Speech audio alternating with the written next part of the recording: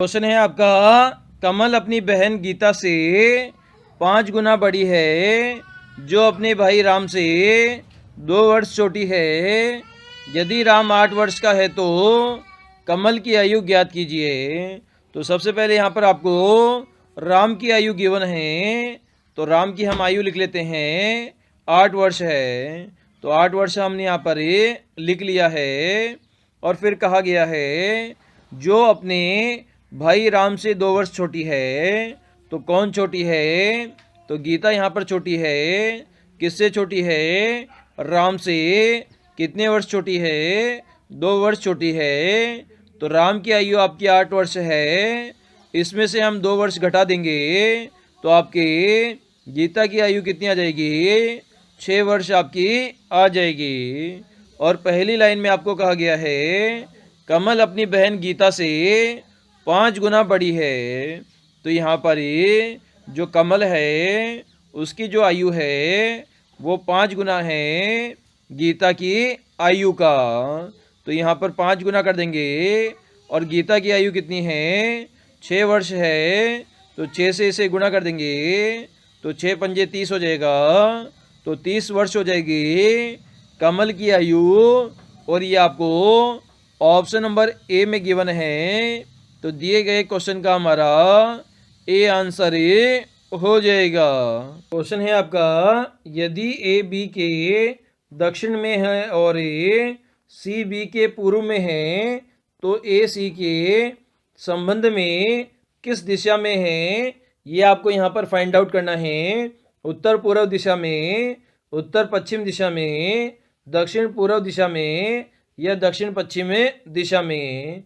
तो इसे हम सोल्व करने की कोशिश करते हैं। तो सबसे पहले आपको कहा गया है ए बी के दक्षिण में है। तो सबसे पहले यहाँ पर ए बी को हम बैठा देते हैं। तो बी को हमने यहाँ पर बैठा दिया। दिशाएं यहाँ पर आपके लिए बना देता हूँ। इधर पूर्व दिशा होती है, इधर आपकी पश्चिम दिशा होती है, ऊपर आपकी उत्तर दिशा होती है और नीचे आपकी दक्षिण दिशा होती है। तो बी के किस दिशा में बैठा है? दक्षिण दिशा में बैठा है ए, यानी कि नीचे की ओर बैठ जाएगा ए, क्योंकि नीचे दक्षिण होता है। आगे कहा गया है और सी बी के पूर्व दिशा में है। तो सी क्या है? जो बी के पूर्व दिशा में है, मतलब सी इस साइड बैठा है। तो आपको संबंध बताना है ए सी के संबंध में किस दिशा में बैठा है। तो सी से आपको डायरेक्शन बतानी है सी के संबंध में। तो सी की ये डायरेक्शन आपकी हो जाएगी। तो इधर तो सी का पूर्व दिशा हो गई, इधर इसकी पश्चिम दिशा हो गई और ऊपर में इसकी उत्तर दिशा हो गई और नीचे इसकी दक्षिण दिशा हो गई। तो इस पोजीशन में ए बेटा है। तो आपकी नीचे दक्षिण दिशा हो गई, ऊपर पश्चिम दिशा हो गई। तो ये किस डायरेक्शन में बैठा है? दक्षिण पश्चिम डायरेक्शन में ये बैठा है। कौन सी डायरेक्शन में बैठा है? दक्षिण पश्चिम में बैठा है, जो कि हमें ऑप्शन नंबर 4 में गिवन है। तो 4 नंबर हमारा इस क्वेश्चन का आंसर हो जाएगा। क्वेश्चन है आपका, लुप्त अंक ज्ञात कीजिए। तो इसके लिए आपको यहाँ पर 3/3 की एक टेबल गिवन है, जिसमें आपका 1 नंबर मिसिंग है। ये आपको फाइंड आउट करना है। तो कभी भी इस प्रकार के क्वेश्चन मिले जिसमें आपकी जो लास्ट वाले नंबर है, मतलब इसमें थर्ड वाला जो कॉलम है उसके नंबर यहाँ पर बड़े हैं फर्स्ट और सेकंड कॉलम से, तो ऑपरेशन हमेशा आपको लेफ्ट टू राइट लगाना है। ऑपरेशन कैसे लगाना है? लेफ्ट टू राइट लगाना है। मतलब छोटे नंबर से बड़े नंबर प्राप्त करना है। तो इस प्रकार से हम इसे सोल्व करने की कोशिश करते हैं। तो सबसे पहले हम देखते हैं, यहाँ पर आपका 15 लिखा गया है। तो 15 हम कैसे प्राप्त कर सकते हैं? अगर यहाँ पर 6 और 9 को आपस में जोड़ दिया जाए तो 6 और 9 कितना हो जाएगा? 15 हो जाएगा। इसी प्रकार सेकंड वाले रो की हम बात करें तो यहाँ पर आपका 20 लिखा गया है और इधर आपका 8 और 12 लिखा गया है। अगर 8 में हम 12 जोड़ दें तो आपको कितना प्राप्त हो जाएगा? 20 आपको प्राप्त हो जाएगा। सिमिलरली थर्ड वाली हम रो की बात करें तो यहाँ पर क्वेश्चन चिन्ह है और इधर आपका 4 और 6 लिखा गया है। अगर 4 और 6 को आपस में जोड़ दिया जाए तो क्वेश्चन चिन्ह वाला मान आपको प्राप्त हो जाएगा। तो 4 और 6 कितना हो जाएगा? 10 हो जाएगा। तो क्वेश्चन चिन्ह पर हम क्या लिख देंगे? 10 लिख देंगे। और ये आपको ऑप्शन नंबर बी में गिवन है। तो दिए गए क्वेश्चन का हमारा 10 आंसर हो जाएगा।